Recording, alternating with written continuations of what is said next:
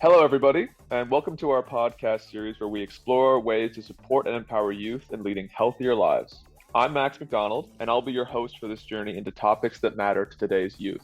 In each episode, we'll dive into discussions about physical health, mental well being, professional development, and more. Our goal is to provide valuable insights, tips, and inspiration to help you live your best life. Through interviews with experts and practical advice, we aim to equip you with the tools needed to make positive choices and create a healthier future. So, whether you're looking to become healthier, manage stress, or navigate your path to professional success, join us as we embark on this empowering journey together. Get ready to live well and thrive, one episode at a time. Welcome to the Live Well podcast series that empowers youth to live healthier lives. I'm Max MacDonald, and today we are unraveling the mysteries of smoking and vaping with our guest, Wade Norquay. Wade is a graduate of St. Mary's University and the QE2 Health Sciences Center School of Respiratory Therapy. He has 25 years in acute and primary care and is a certified tobacco educator. In this episode, we will explore the lesser-known aspects of smoking and vaping. Despite extensive research on smoking, there's still much to discover. Let's debunk myths surrounding vaping as a healthy alternative and delve into the hidden risks. Wade, thank you very much for being here today. No problem. I just wanted to start off by asking you a quick question. What are the latest findings on long-term health effects of vaping compared to traditional smoking? So the issue with vaping is we don't know. Despite it now in Canada around 2006, 2007 really coming on stream, we still don't have a lot of good evidence. People have been smoking tobacco, both indigenous populations using it way back through time, as well as modern populations using it, sort of the industrial tobacco that we see every day. We've got hundreds of years of experience. People were dying of cancers in the Tudor era, so we're well aware of what's happening with tobacco. E-cigarettes, at best, we've got 12 to 14 years of some evidence, and a lot of that's contradicting. I see. Yeah, I've read about the history of cigarettes and how they really came about as like a cigarette we imagined like about 120 years ago, at the turn of the 20th century. And yeah, it's difficult because I don't know when was vaping really first brought onto the market? The mid 2000s? Yeah, so around 2006, 2007 in Canada. It had been around before. There was a gentleman, and I always get his name wrong. I think his name was Hong Lok. He was a pharmacist from Hong Kong, and he developed what our modern e-cigarettes look like now, even though there'd been patents in the 20s and in the 50s. His patent is what most e-cigarettes look like today. He created it because his father died of lung cancer, and he didn't want that for other people. So he came up with what we see today as a cessation aid or as an option for people who wanted to use tobacco but didn't want to die of the adverse effects. So it I comes from a see. good place. Yeah, I mean, we want the best of both worlds, you know. Is nicotine itself really dangerous? That wasn't a question for you. That was just a hypothetical. I wanted to ask you another question. What about non-nicotine vapes, like vapes that use like water vapor and they don't have any addictive properties, like just like this product I've heard of called Fume. Does that have any negative health effects associated with it? So there are two different things. One, you've got the nicotine piece, and the other is you've got the delivery device. So it's sort of like heroin is bad, but dirty needles is also bad, and they're two separate Mm, things. So when it comes to e-cigarettes, we don't know what's in them. They're not well regulated. Unlike tobacco, where we know exactly every product that's inside it, every chemical that's inside it, we don't have good studies about what's in an e-cigarette. And we can't compare apples to apples because they can do whatever they want because they're not regulated. But what we do know is that there are at least 100 different chemicals that are in there. And a lot of them are glycols, and those glycols are things that you would inhale, as well as vitamin E acetate. The vitamin E acetate has been linked to something called EVALI, which is e-cigarette vaping use associated lung injury. Fancy term for your lungs get really inflamed and thick and hard. We had a run of this in 2020, 2021, where we had thousands of cases in the US with 39 deaths. And in Canada, we had a little bit less, more like 20 cases and no deaths. But for a while, it was in the zeitgeist because it was happening to young people. And what did that look like? Cough, chest pain, shortness of breath, chills. And then these people who are in their teens to 20s were showing up in hospitals, some of them ending up in ICU for these lung diseases. That should never happen. This kind of disease process should happen in your 60s. And that's all from people that weren't smoking, just vaping. Just vaping. Okay, I see. Yeah, not the best look for vaping companies. How can young individuals make informed choices regarding smoking and vaping? Well, I think that's the misconception. They already are. We've never had more access to information than we do right now.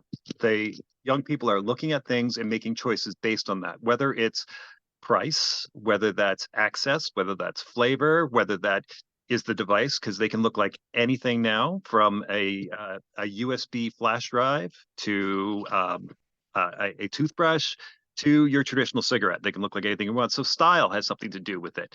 The amount of vapor that comes out of it, the amount of nicotine they get.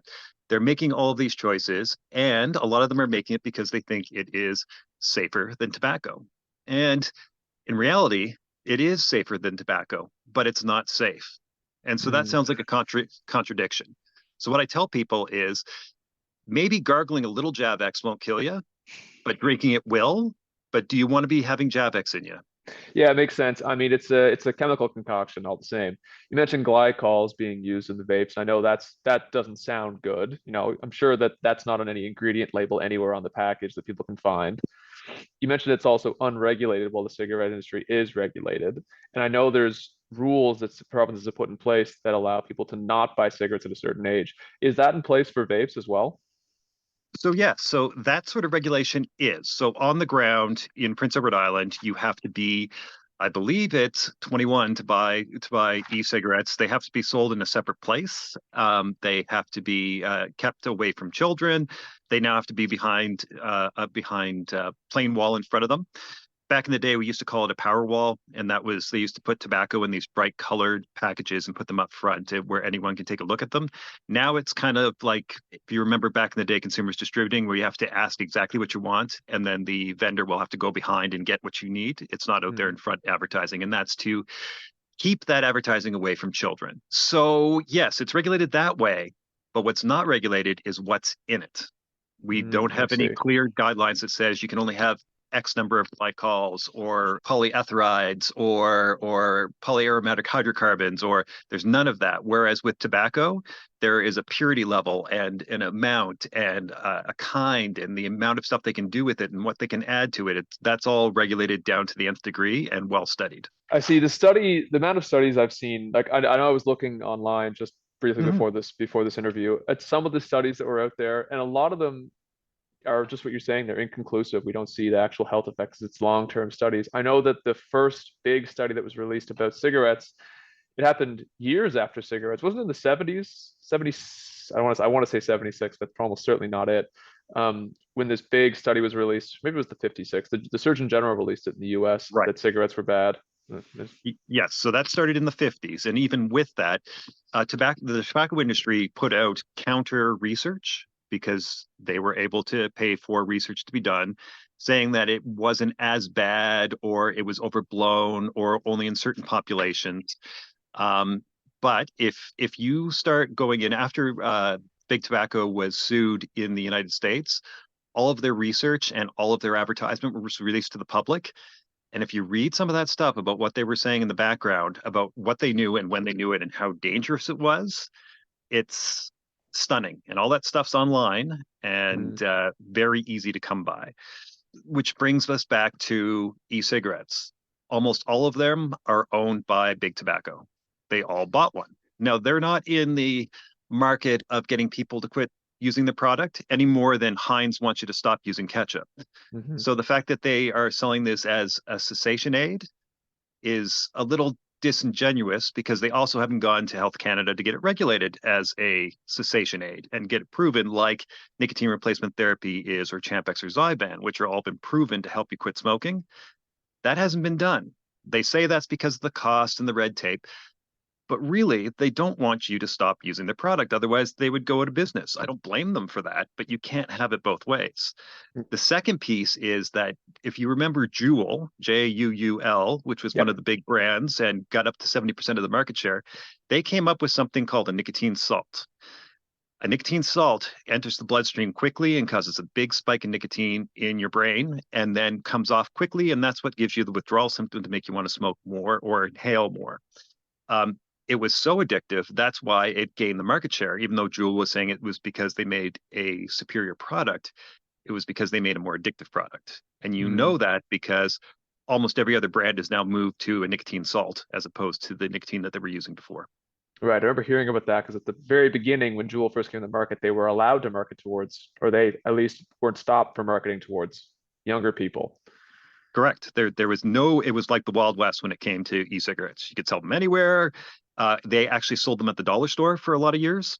They were just everywhere. Where it's cheap, nice and cheap and easy to access. Speaking of any misconceptions that might come from the actual producers themselves, what are the most common misconceptions about the safety of vaping? When you look at how they sell their product, they sell it on lifestyle, they sell it on taste, they sell it on being safer than traditional burnt tobacco. All of that is true. 100% all of that's true. That it is something that's fun to do at parties. It does something with your hand. Something you want to do if you don't want to use tobacco or can't use tobacco, all of that stuff is all accurate. But is it safe? When this was brought on the market, it wasn't brought on the market because it passed rigorous safety standards. It wasn't. It was just there. And then Health Canada agreed that after fighting back and forth about whether this product was tobacco or whether it was not tobacco, because if it wasn't tobacco, then it didn't need to be regulated by Health Canada. The FDA went through the same problem, going back and forth, where they were trying to hide what it exactly was. It makes this whole thing difficult. So because it's so nebulous and difficult to hammer down, which is why my conversation here is so nebulous and difficult to hammer down, they make it difficult for any one thing to come out about what they're saying. So when you look at it, all you see is shiny, happy people using their product. And that's what it comes down to. And most of us, when we say we've done research, are on the toilet and have flipped through a couple pages or saw TikTok and we're good to go, right? Because we're all busy. There's no blame here about what's going on. But unless you dig, you're a big old nerd like I am, going through the actual research behind it and see what's going on there, you don't really know what the truth is. And unfortunately, the truth is we don't have enough information and the literature is contradicting. So when we're telling people not to use this product, it gets confusing. But what I tell people is, if you didn't know what it was, would you stick it in your mouth? No, you wouldn't. You wouldn't just kind of randomly put something in your mouth. You would want to know everything about it. Before you pick a chocolate, you want to know what's inside it. Yeah. Do I like this flavor? Is it Right. marzipan? Exactly. So if we don't know what this is, we do know nicotine's addictive. We do know that nicotine remodels people's brains. We do know that it's safer. We don't know that it's safe. Why are we using this product? But you can't market it or you can't talk to the youth about it by saying this is the devil and this is horrible and it's just as bad as tobacco and that. It's not. You have to be honest with the youth. Yes, you have to be honest with everybody, but particularly with the youth because they're smart, they have technology, they have access to all this research. So what do we know? It's not safe. We know that. It is safer than tobacco. These companies are not prone to trying to get you to quit using their product. And the research is sketchy, particularly the stuff that comes out by big tobacco. Right. So from what I'm hearing from all this is that we don't know what's in them, really. We can't confirm what's in them. We can't say definitively that it is a bad thing for you. But we can assume quite a lot based off of who owns the companies that are producing these things and what the effects of their similar products have done to people in the past. And I like your analogy. I guess it's an analogy of saying, would you stick something you don't know what it is in your mouth? Because that's basically what they're doing.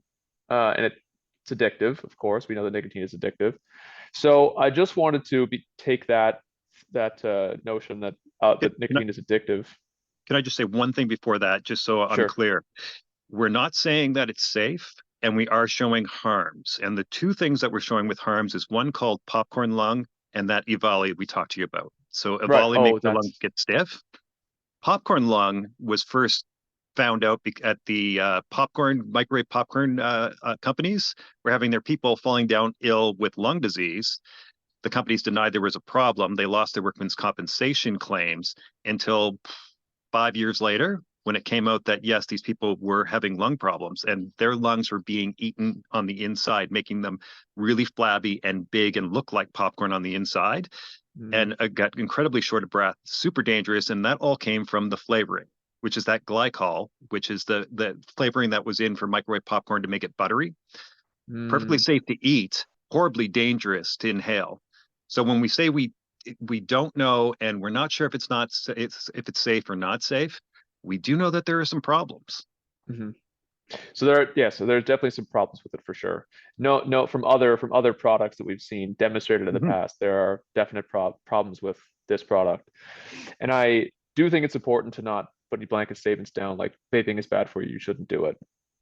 Just because people are going to look at their own research and possibly see stuff that from companies that are putting out research as well. Now, I wanted to go back on those two things you mentioned, popcorn lung and EVALI. Are there any other specific health risks for young people that's associated with vaping besides those two? So the big thing is the use of nicotine causes a remodeling in your brain. And when the brain is developing and growing, this changes those neural pathways that are in your brain, and it makes you more prone to addiction in the future. I see. So any of these things like alcohol, marijuana, and tobacco, um, if you start any of these products early, before the age of 25, you are more prone to have addiction. Another thing is that you can use e-cigarettes for marijuana. If you use THC in adolescence, there's a high risk, when I say high risk, there's a risk of developing schizophrenia. Mhm. If it runs in your family, it doesn't necessarily mean you're going to get it, but THC can turn that switch on and cause you to become schizophrenic when you may never have gotten it in the future. Mhm. Psychosis as well for marijuana use before the age of 21, I believe. Hmm. Just because not sure what the actual chemical under reasoning was for that. Any of your marijuana users out there will know that if you take it in too high a dose, you get paranoid. Yeah. That's one of the side effects. You can go from being very comfortable and relaxed and having a good time to being super paranoid. That's part of that psychosis bit. THC does cause hallucinations and things like that in very high levels. Not dangerous, as in you can't overdose on THC, but can make you very, very sick. And the paramedics used to refer to it as the green flu. And that is the marijuana which people have taken to stop them from feeling ill will cause something called hyperemesis. And that's when you throw up like the exorcist. Mm, So another thing that can occur from using vapes when it comes to THC as opposed to using nicotine. I see. Yeah, it seems like the it's a very effective transmission device. I forget what the actual term is uh, in pharmacology for absorbing the drug through your body into your body. Yeah, we like to refer to them as delivery devices. And Delivery the big devices. thing Yeah. is, I'm a respiratory therapist. Lungs are fantastic at taking in medications. That's Hmm. why we smoke stuff, because it works really well with whatever it is. And why people do things like you can inhale morphine, you can inhale like a Marquette marker and get high, you can do whippets, all of these things that are inhaled is because all of that stuff is rapidly put into your bloodstream through your lungs because your lungs are good at that. That's what they do. Transmit oxygen back and forth. They transmit drugs back and forth. No problem. I believe it's because the this is just from my drugs and behavior class 2 years ago. All I know is from from that. Sure. I should yeah, that was I remember it's the fastest way to get things into your blood, or intravenous was the fastest way to get it in. I can't remember which one's either way. If you inhale tobacco, you're going to get a hit of nicotine in under 4 seconds. With heroin, it can take up to 30 seconds, and that's mainline heroin. So that'll tell you how effective a cigarette works or an e-cigarette works, and how effective nicotine is at being absorbed into your body. So there's quite a few misconceptions over vapes for sure, especially along how the nicotine is delivered to the person's body. Now, on the topic of addiction and people being addicted at a young age, I think many people probably feel quite a bit of challenge when they try to think about stopping vaping or trying to switch their habit to something else. Are there any what challenges do people normally face when trying to quit smoking or vaping? Well, the first thing is that people don't look at it as addiction. They look at it like a dirty habit, like picking your nose or biting your nails. when it's an addiction. It's a horrible addiction. When people say that they're having a quote unquote nick fit or they absolutely need a cigarette, they're going through withdrawal, the same as a heroin addict or an alcoholic would be if they were stopped their medications. So the first thing is that if you stop cold turkey, you're going to go through withdrawal and it's going to be horrible. So what do? Medications can be very helpful with that. And that's where nicotine replacement therapy, Champix or Zyban, can come into play. Nicotine replacement therapy is absorbed less effectively through your skin or even through the inhaler. What does that mean? Well, when you get it quickly, it goes into your bloodstream quickly and it falls off quickly. That falling off is kind of like if someone was squeezing your neck. You want to take a deep breath in. When it drops off, you want another hit of nicotine. So by having nicotine on that, like say a patch that will give you a constant dose of nicotine going into your bloodstream all day long, you don't have that constant ebb and flow of I've got too much, now I need more. I've got too much, now I need more. You don't get that addictive pull that you need to have another cigarette. Now, Champix, we're not really sure about how Champix works, but what we do know is that it kind of blocks receptors and makes it so that the more nicotine you get, it doesn't really get any more nicotine into you. Mm. Zyban, on the other hand, releases dopamine. And what they found was that when people were on Wellbutrin, which is the same drug as Zyban, which is an antidepressant, people quit smoking. So then the company went back to Health Canada and the FDA and said, we'd now like to market it as a quit smoking aid, which is great. Lots of drugs are like that. And it's proven to be effective. So the first thing is some form of medication, whether that's Champix, Zyban, or nicotine replacement therapy. The second thing you should have is some sort of long-term follow-up and counseling. What does that mean? Long-term follow-up is just someone checking in to see how you're doing. Now, that can be done through robocalls or emails or text messages or Instagram account. It doesn't really matter. Just someone checking in to make sure you're doing well. The counseling is someone to talk you through when you're having those bad times. The most important thing is to find out why are you doing this? And if you're doing it because someone's making you do it, you're not going to quit. What's in it for you to quit? Whether that's save money, health benefits, whatever it is that you want to do for the reason you want to quit smoking or vaping, you need to have a good reason. And if you don't, there's no point in starting because you're just going to start smoking or vaping again. So find out why are you doing this? Why are you banging your head against the wall? What's in it for you? Once you find that out, you should have some sort of counseling, some sort of long-term follow-up, and some form of medication. I see. So there's definitely two things you want to do first. Take a look at your treatment options. Yep. And then reach out for treatment. Along the way, somewhere, hopefully you figured out the reason behind why you want to stop smoking. Is there anything else that can help somebody when they're trying to quit? Any like social connections that they can try to form? Any groups they could join that can try to help them quit? So what people don't understand is that nicotine and vaping, it's an integral part of your life. People don't get that. If you've ever smoked, a lot of cigarette packs have the calendar on the back of it. So before cell phones and watches and things were going on there, you had planned your life around the back of your cigarette. That's by design. There are 25 cigarettes in a package. They expect you to smoke 2 an hour. So that causes you to smoke a pack a day. That's planned. What's the gold foil for, or silver foil? Makes it look good, fancy. We love things in flashy packages. That's what it's for. It fits perfectly into your pocket. Back in the day, it was your shirt pocket, but pants pocket. The package has been designed to do that. Your filter is only designed to get rid of the taste. It does not take out any of the chemicals or any of the badness that's in your cigarette. It's just for the taste. Here's a fun fact. If you look on a cigarette, it has these little bars on it, all the way up from the filter down to the tip. That's meant so it burns at a slow enough rate that you get that ash hanging off the end of it. Why? People like to flick the ash. They knew that people like to flick the ash, so that makes it so you can flick the ash off. And if you don't believe me, burn a piece of paper and see how much ash you can flick. It goes right away, burns right away, falls off right away. Where a cigarette's one will hang right off the end. You can almost burn the entire cigarette and there's the whole ash on the end of it. It's all designed to make you want to smoke more. That's what it's designed to do. People will plan their breaks around it, their vacations around it. I know people that go to Cuba because they can smoke cigars anywhere they want to go. It's all planned around your life. So the thing is, when you try to quit smoking, it's a whole lifestyle change. And you have to acknowledge that is when you get into your car and you usually have a smoke, you aren't going to have a smoke. When you get stressed out at work, you're not going to have a smoke. At your break time, if you smoked with friends, that could be socially awkward. So are you going to lose your friends? What's going to go on there? For people that have had kids, It's a great way to, I can't smoke in front of the kids, so I'm going to go out back and have some me time, which I haven't had since the birth of this child.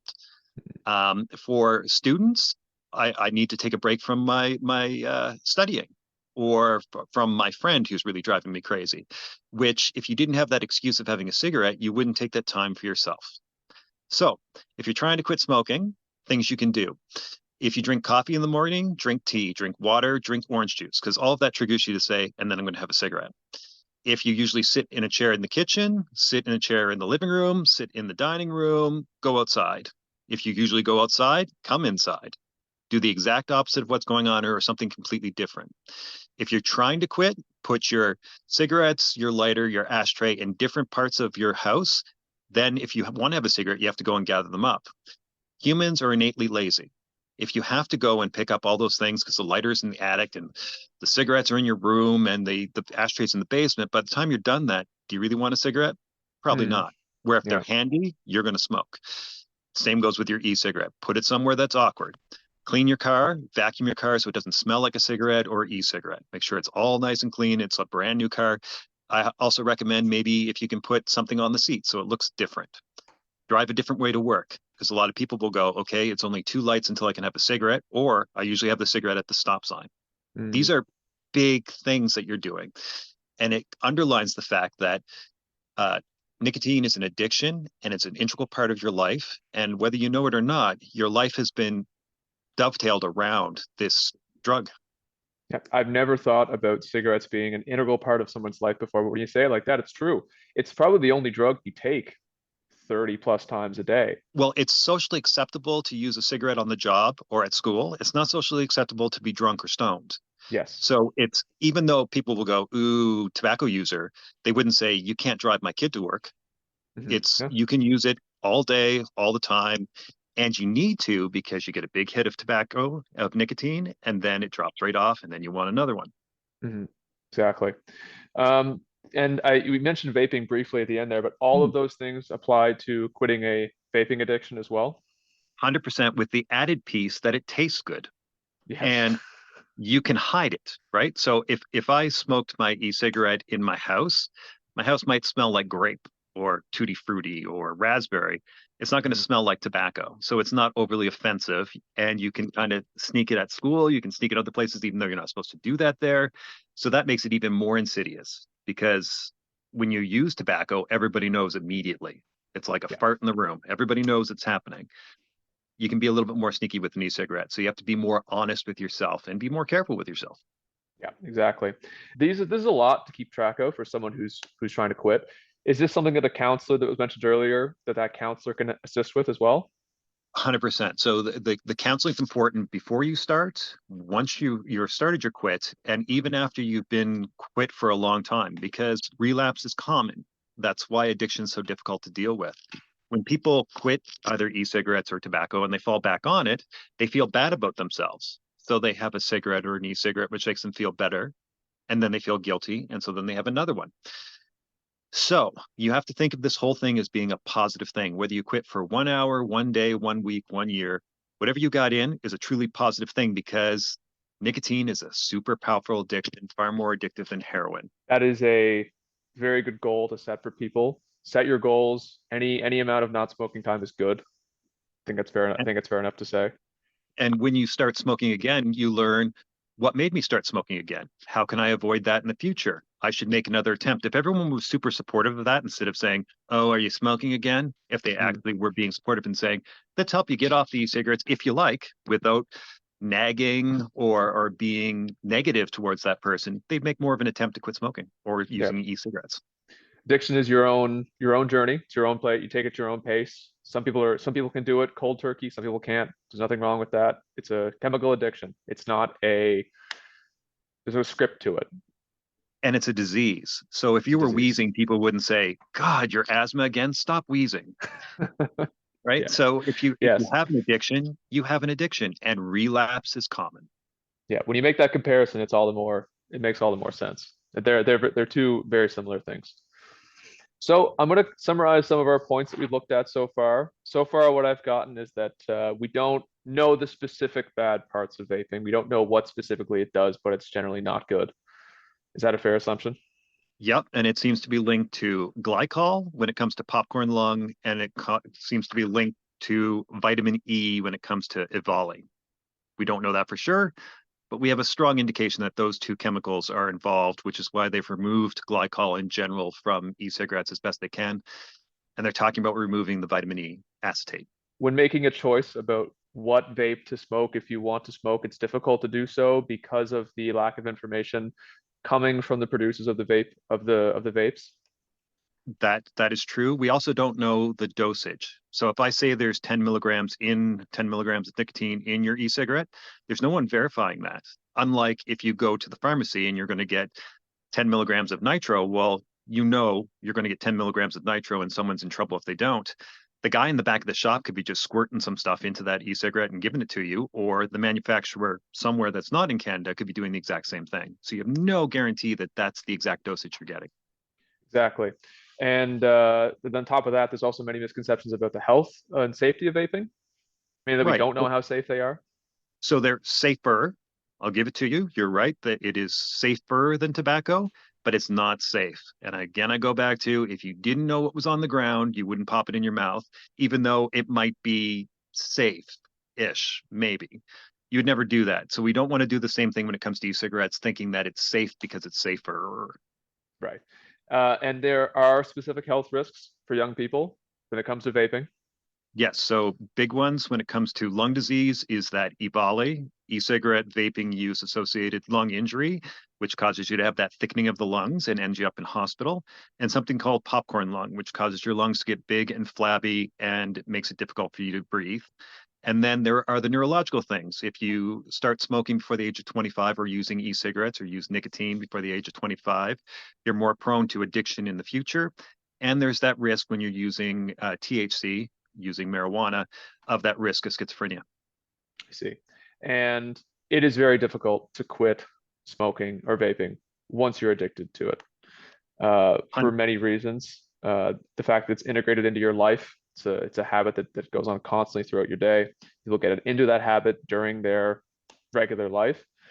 And there are multiple different ways to get out of it. There are medical treatments, there's counseling as well. Both of these things can help you, anybody who's trying to quit. Yeah, and the idea that using e-cigarettes will help you quit smoking hasn't been definitively proven. And none of the manufacturers have gone to Health Canada to get approval for using it, because if they did, they could charge way more money for their e-cigarettes. They're not doing it because it's expensive to do, and they don't really care. They're not trying to get you to quit smoking, unlike Nicorette or Nicoderm, who are. They want you to use their product. No more than, as I said, Heinz would like you to stop using ketchup. Exactly. Okay, that's all of our key points. Is there anything else that you wanted to mention that we haven't talked about so far today?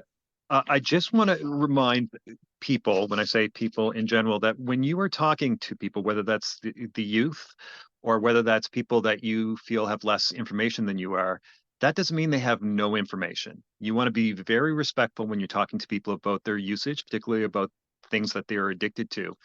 Um, People that have an addiction are well aware of their addiction. They are, in general, well aware of the health concerns of their addiction. They may have tried to quit in the past. It is highly addictive. They're getting some benefit out of it. So nagging and being negative is not the way to treat that. The best way is to be supportive, make sure that they're aware of what they can use to help them quit smoking, what's been proven to be safe and effective, and that they know that they have your support, whatever choice happens. And the important piece here is that people have the right to make the wrong choice. Mhm. It just is. So be there to support them, to help them when they're ready to make a change. But be aware that addiction is a disease and it's difficult. Relapse is common, and it may take them multiple attempts to get to the point where they want to accept your help. It's all very important information to keep in mind in the future whenever, if any of your loved ones or anybody around you happens to pick up this habit, these are all things to keep in mind. I should also clarify that I don't smoke. I was no real association to it. So anything that I said this episode that is comes from a place of ignorance, that's why. I only know what I know through reading, no experience. I was a cigar smoker. I would smoke them today if they were good for you. I used to love the Colts. They were great until I saw my daughter, who was 4, practicing, as in she pretended she had a cigarette and was doing that. That was my reason to quit, along with the health. I mean, I'm a respiratory therapist and using cigars and stuff, but I am well aware of the addiction.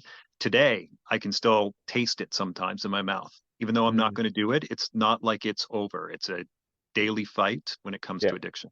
sticks with you. Thank you, Wade, for everything you've said so far today. I just want to take a moment to encourage all of our listeners to stay informed as best they can in discussions about smoking, vaping, and their overall health. And I think that's all we have for you, Wade. I really appreciate all the information today. This was enlightening for me as well. I thought I knew stuff about smoking, but yeah, I never thought about the whole day, the entire your whole habits being shaped around cigarettes. That's brand new to me. Tough one. If you look at if you look at movies from the 50s, what's rolled up in their shirt sleeve? Mhm. Why is it rolled up in their shirt sleeve? Because you can't do without. Yeah, you Oh, need it. and just when you were talking about when tobacco started, during World War One, it was given to all the troops as a comfort measure. So you had people that were in rural communities had no access to industrialized tobacco and wouldn't buy it because it's expensive. Were being given it for free, and then when they came home, you had millions of addicted people going back to their communities. Same Hmm. thing happened in World War Two. Same thing happened in Vietnam. And as far as Desert Storm, several of the cigarette manufacturers would say, if you write us, we'll send you a carton of cigarettes. And then when it comes to mental health, they used to use them as a reward system. If you're a good little boy and girl and do not act up, then I'll give you a cigarette. So Wow. they were more than happy to have people addicted because it was a way of controlling them. Yeah, that's their customer base. They don't want to get 100%. rid of their customers. They need people to buy their product. Mm-mm. It's difficult because when they realized it was going to start killing their customers, and they probably figured, oh, geez, how are we going to get new customers? But And that's the thing in healthcare. Like when I'm talking about people that with mental health issues, the healthcare system was using it to control people. really, So, and we knew that how dangerous it was, but if I would be more, I was more concerned about you acting up and making my day difficult than I was to control your lung health and that make sure you were wholly being looked after. And that's why mental health now has gone to, we deal with mental health and addiction together because they go together. they do, hand in hand. Anyways, Wade, I really appreciate everything you said today. This was a great interview, really. Problem, sir.